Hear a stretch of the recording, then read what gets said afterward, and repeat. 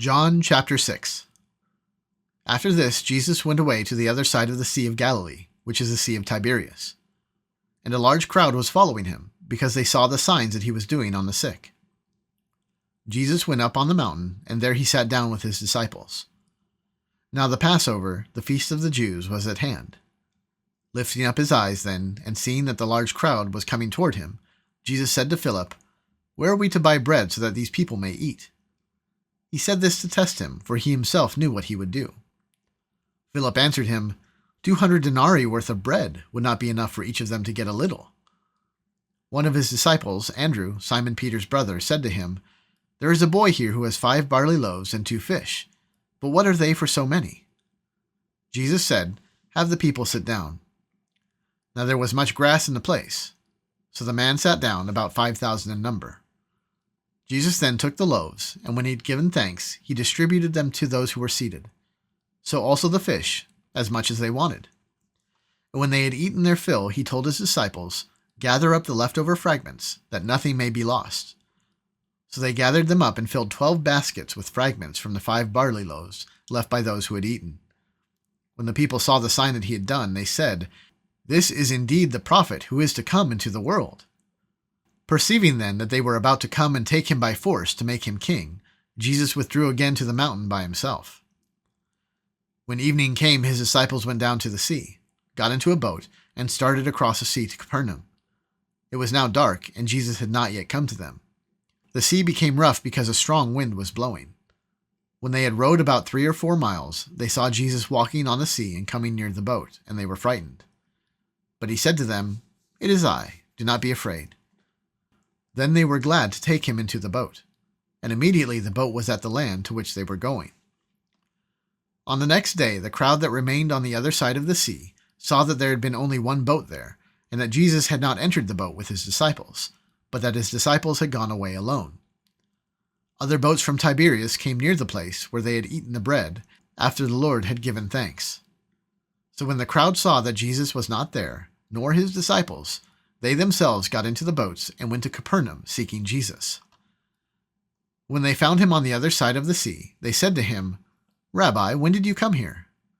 Jesus answered them, "Truly, truly, I say to you, you are seeking me, not because you saw signs, but because you ate your fill of the loaves.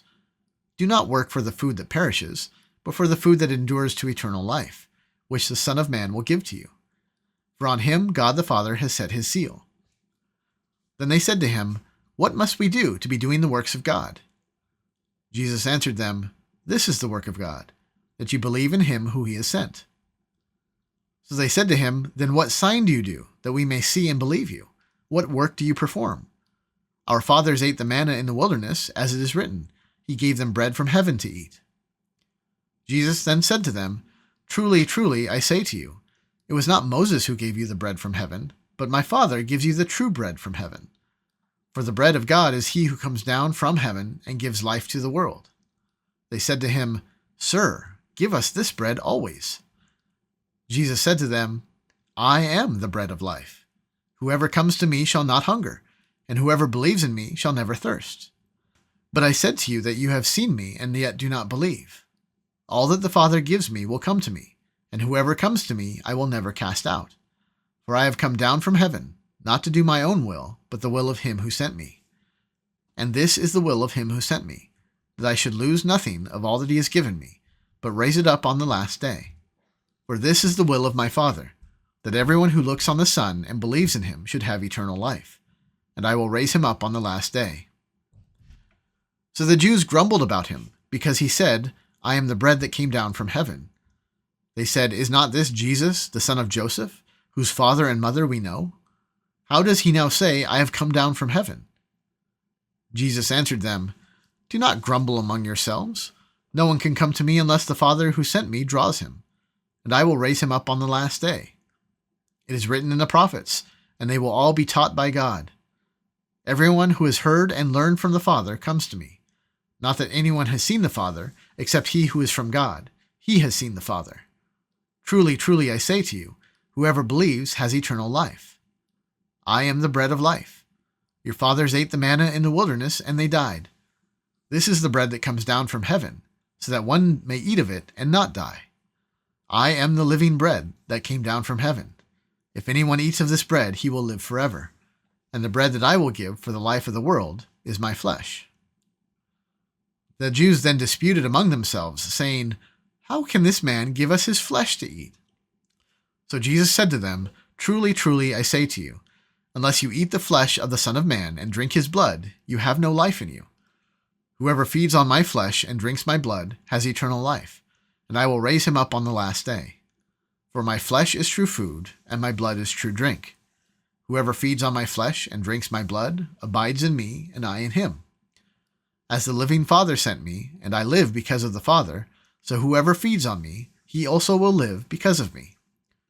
This is the bread that came down from heaven, not like the bread the fathers ate and died. Whoever feeds on this bread will live forever." Jesus said these things in the synagogue as he taught at Capernaum. When many of his disciples heard it, they said, "This is a hard saying. Who can listen to it?" But Jesus, knowing in himself that his disciples were grumbling about this, said to them, "Do you take offense at this? Then what if you were to see the Son of Man ascending to where he was before? It is the Spirit who gives life. The flesh is of no help at all. The words that I have spoken to you are spirit and life. But there are some of you who do not believe." For Jesus knew from the beginning who those were who did not believe, and who it was who would betray him. And he said, "This is why I told you that no one can come to me unless it is granted him by the Father." After this, many of his disciples turned back and no longer walked with him. So Jesus said to the 12, "Do you want to go away as well?" Simon Peter answered him, "Lord, to whom shall we go? You have the words of eternal life, and we have believed and have come to know that you are the Holy One of God." Jesus answered them, "Did I not choose you, the 12? And yet one of you is a devil." He spoke of Judas, the son of Simon Iscariot, for he, one of the 12, was going to betray him.